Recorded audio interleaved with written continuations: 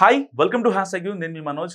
ఆ ఉమ్మడి జిల్లా వైసీపీలో అసలు ఏం జరుగుతుంది? ఒకప్పుడు పార్టీకి పట్టున్న జిల్లాలో క్రమంగా అంధకారం అలుముకుంటుందా? పక్క పార్టీల్లోకి క్యూ కట్టే నేతల సంఖ్య పెరుగుతుందా? ఇప్పటికే ఓ మాజీ మంత్రి ఎమ్మెల్సీ పక్కకు జరగ్గా జిల్లాలో పార్టీకి ఆయువు పట్లాంటి నేత కూడా బాయ్ బాయ్ చెప్పేస్తున్నారా? ఇన్నాళ్లు ఖండించిన ఆ మాజీ మంత్రి ఇప్పుడు పరోక్షంగా మనసులో మాట చెప్పగానే చెప్పారా? ఇంత జరుగుతున్నా సెట్ చేయగలిగిన ట్రబుల్ షూటర్ లేరని ఆ జిల్లా ఏది? ఏమా కదా. ఒకప్పుడు గట్టి పట్టున్న ఉమ్మడి ప్రకాశం జిల్లాలో ఇప్పుడు వైసీపీ పరిస్థితి చుక్కానీ లేని నావలా తయారైందన్న అభిప్రాయం బలపడుతుంది పొలిటికల్ సర్కిల్లో.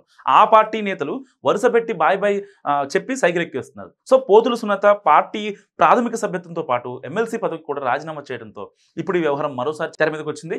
వైసీపీ రాష్ట్ర మహిళా అధ్యక్షురాలుగా పార్టీ మౌత్ పీస్ గా ఉన్న పోతుల సునీత ఫ్యాన్ కింద నుంచి పక్కకు జరిగేశారు. ఇక టీడీపీ కంటే కప్పుకోవడమే తర్వాయి అన్న మాట కూడా ఆ కాన్స్టిట్యున్సీలో వినిపిస్తుంది. ఒకప్పుడు పరిటాల రవి అనుచరులైన పోతుల సునీత ఆమె భర్త సురేష్ మావోయిస్టు రాజకీయాల నుంచి టీడీపీలో చేరారు. సో చీరాల నియోజకవర్గం నుంచి 2014లో పోటీ చేసి ఓడిన సునీతకు 2017లో ఎమ్మెల్సీగా అవకాశం ఇచ్చారు చంద్రబాబు. అయితే 2019 ఎన్నికల తర్వాత ఆ పార్టీ అధికారం కోల్పోవడంతో తనకు మరో 3 ఏళ్లు పదవీకాలం ఉండగానే రాజీనామా చేసి వైసీపీలో చేరారు ఆమె. సో తర్వాత ఎమ్మెల్యే కోటాలో ఎమ్మెల్సీ అవకాశం ఇచ్చారు జగన్.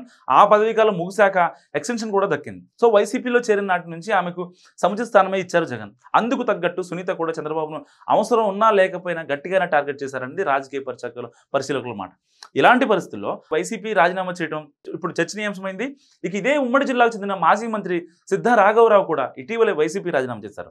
2014లో చంద్రబాబు హయాంలో మంత్రిగా పనిచేసి సిద్ధా రాఘవరావు కూడా 2019 ఓటమి తర్వాత టీడీపీని వదిలి వైసీపీలో చేరిపారు. సో తాజా ఎన్నికల్లో ఓటమి తర్వాత వైసీపీకి రాజీనామా చేశారు సిద్ధా. ప్రస్తుతానికి ఆయన ఏ పార్టీలో చేరకపోయినప్పటికీ టీడీపీ వైపునకే అడుగులు పడుతున్నాయని, రీఎంట్రీ కోసం నానా తంటాలు పడుతున్నారనేది ప్రకాశం పొలిటికల్ సర్కిల్స్లో టాక్. మరోవైపు జిల్లాలో పార్టీకి ఆయువు పట్లాంటి వాడని చెప్పుకునే మాజీ మంత్రి బాలినేని శ్రీనివాసరెడ్డి కూడా వైసీపీని వదిలేస్తారనేది అనే ప్రచారం కూడా సాగుతుంది. గతంలో ఇలాంటి ప్రచారం జరిగినా ఖండించారు బాలినేని. కానీ ఈసారి అలాంటిది ఉండబోతున్న టాక్ కూడా నడుస్తుంది. ఈవీఎంలపై తాను చేస్తున్న పోరాటానికి పార్టీ నుంచి ఎలాంటి మద్దతు లేదన్న అసంతృప్తిలో ఉన్నారట బాలినేని. పెద్దోళ్ళకి దీని గురించి చెబుదామంటే కనీసం తన మాట వినే పరిస్థితుల్లో అధిష్టానం లేదని కూడా అసహనంలో ఉన్నట్టు తెలుస్తుంది. పైగా తాను జనసేనకు వెళుతున్నానని దుష్ప్రచారం చేస్తున్నానని, బహుశా తాను వెళ్లకుండా అడ్డుకునేందుకు ఇలాంటి ప్రచారం చేస్తున్నారన్న మాజీ మంత్రి వ్యాఖ్యల ఉద్దేశం ఏమై ఉంటుందన్న చర్చ జరుగుతుంది జిల్లా రాజకీయాల్లో. ఈ వ్యాఖ్యల్లో ఆయన పార్టీ మార్పు ప్రచారానికి మరింత బలం చేకూరినట్టుగా భావిస్తున్నారు కొందరు.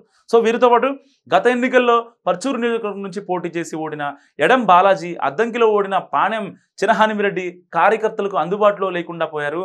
సంతనూతలపాడు నుంచి పోటీ చేసి ఓడిన మాజీ మంత్రి మేరు నాగార్జున కేవలం పార్టీ సెంట్రల్ ఆఫీస్కే పరిమితమయ్యారు తప్ప నియోజకవర్గంలో కార్యకర్తలు టచ్లో లేరు. అసలు కాన్స్టిట్యున్సీల ఇన్ఛార్జీలు ఎక్కడున్నారో ఏం చేస్తున్నారో కూడా ఎవరికి తెలియదట. ఈ పరిస్థితుల్లో ప్రకాశం వైసీపీలో అంధకారం అలుముకుంటుందని అంచనా వేస్తున్నాయి రాజకీయ వర్గాలు. మరి ఉమ్మడి ప్రకాశం జిల్లా వైసీపీ గుడ్ బై చెప్పే వాళ్ళ లిస్టులో ఇంకా ఏ పేర్లు ఉన్నారనుకుంటున్నారు? నాకు కామెంట్ రూపంలో తెలియజేయండి. చూస్తూనే ఉండండి హ్యాష్ ట్యాగ్ యూ.